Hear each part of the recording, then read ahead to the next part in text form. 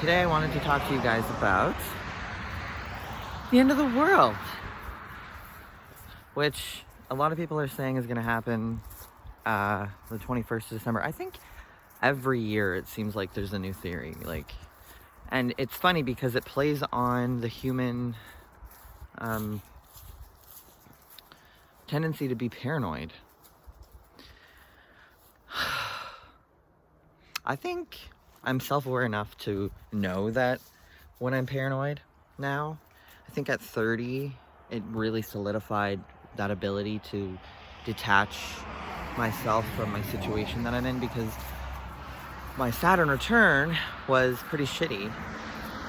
And speaking of the end of the world, yeah, the transits right now really do kind of seem like they would be in alignment with the end of the world, because Saturn, Uranus, Neptune, Pluto are really kind of doing a lot of stuff. And Jupiter, yeah. Jupiter, Saturn, and Pluto in Capricorn, moving in to Aquarius soon. So in 2021 they'll be in Aquarius. Pluto in Aquarius, I think Aquarius is the sign that, and Uranus are Uranus basically is the planet that is all about being completely different and insisting that you're no one understands you. And I would know this because Aquarius is my ascendant, also my North Node. So I'm learning that despite the fact that I have rebellious tendencies, I've never identified as I've always stepped in line at the same time. But with Uranus ruling my ascendant and being in Taurus right now, it's trining my natal Uranus, right? And I feel like this could go on forever. I'm just kind of rambling. I'm just basically bored. And yeah, Uranus, though, all these planets that I'm mentioning, and I'm walking in circles, all these planets that I'm mentioning are about disruption and change and evolution. But the thing is that before a change happens, you can't predict it. It's one of the things, it's the unknowns in life, and Uranus, Neptune, Jupiter, and Pluto really can solidify this. And you know what, you add Jupiter to the mix, and guess what, it expands on this. So Jupiter's bam, you're gonna have to deal with all these things all of a sudden, and a lot of people aren't ready for this, right? I'm not gonna say you can be ready for a pandemic. It's ridiculous to me that people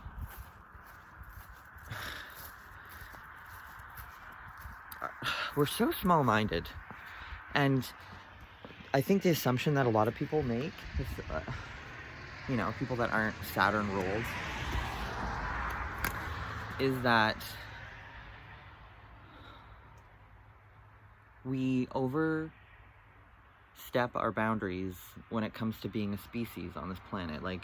We think, oh, we're human, that means we're the greatest things in existence. But sure, it's okay to be proud, but I feel like people have a lack of understanding when it comes to why we have boundaries. Most people that deal with boundaries and want to create a healthy life for themselves, they seem to assume that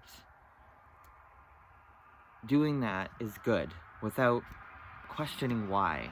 I think most people don't question why, but I think that is the place we're at this point in time, 2020, figuring out where we're going next.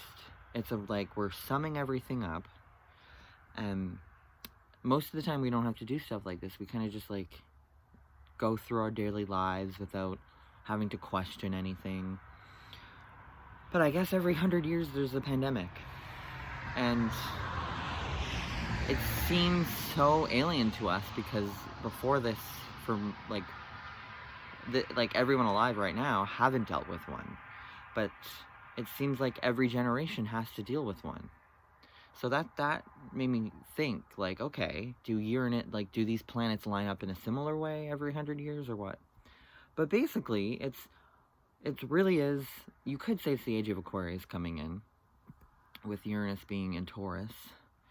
And I really, truly believe anything in Taurus means the Earth itself. So Uranus is literally shaking the Earth, in a sense. Like, because Taurus is not happy with change. I don't know if anyone's noticed. Unless you have other things in your chart, you know. But Taurus generally doesn't like this. And then Capricorn doesn't like it either. But it's more willing to accommodate for this. Like, Capricorns are a bit, maybe a little bit more willing. I think Tauruses might be more stubborn. But the thing is with Capricorns is when we hold on to something, it's because we're just so negative and we fear losing stuff. But right now with Pluto and Capricorn, we've all lost something. Like, basically the whole world, like Saturn came with Pluto and was like, the things you took for granted, you're gonna see how you took them for granted. And that can cause pain, because admitting fault is, I think, the most painful thing the ego, like, a human can do. Unless you're really, you know, not like me with my South Node in Leo, which made me really understand that I was very naive as a kid, because I thought if I just stayed in my bubble, then life would be okay. And, like, it appeared that I was optimistic, and I think that's what people think Leos are. But in reality, it's more so Leos are egocentric.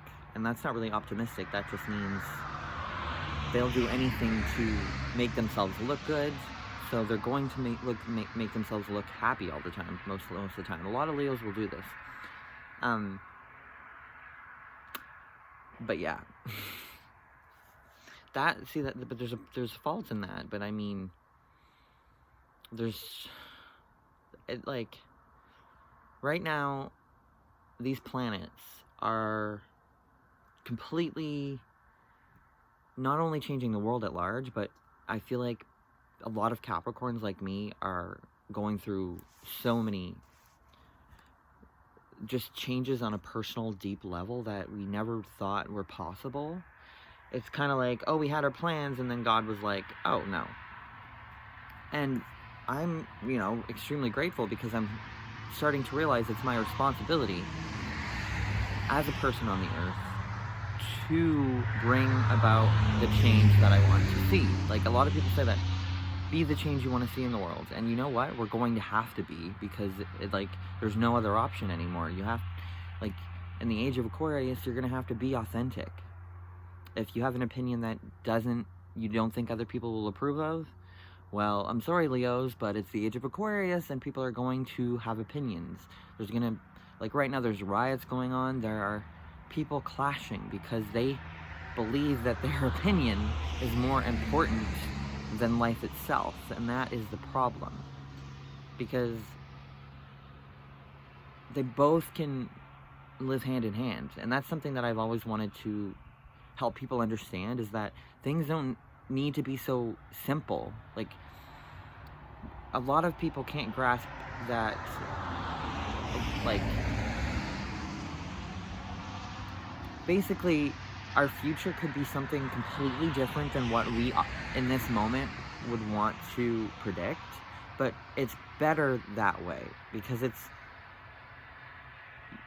you can do things to attain things for yourself out of your own egocentric will, or you can look forward to helping other people and, like, seeing the world flourish. And I feel like I can't think straight, but Aquarius is very much not egocentric, in the sense that it doesn't care necessarily about what other people think. And that is literally why I think Aquarius is so cool. It's something I never understood. I never really understood Aquarians until recently, until I started to look into how Uranus and Saturn affect a planet, you know, next to Jupiter and Neptune, and how different Uranus is, and how it doesn't care. It's just kind of like, I feel like it's like this holy energy. Uranus is like, it's like the void, in the sense that anything is possible in the void, because it's detached from ego, in the sense that it's just about admitting to yourself to look through the fog. Like, it's like, I'm going to dedicate my life to looking behind the veil, seeing the truth, not settling for what other people are happy with.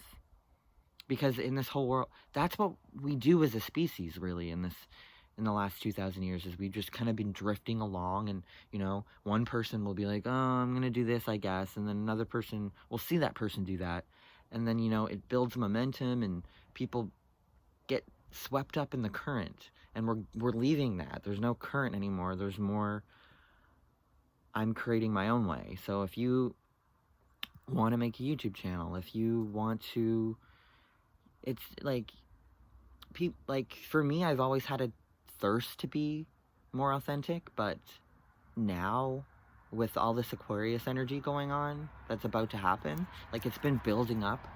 Like, there's been way too much focus on Capricorn this last, like, 3 years.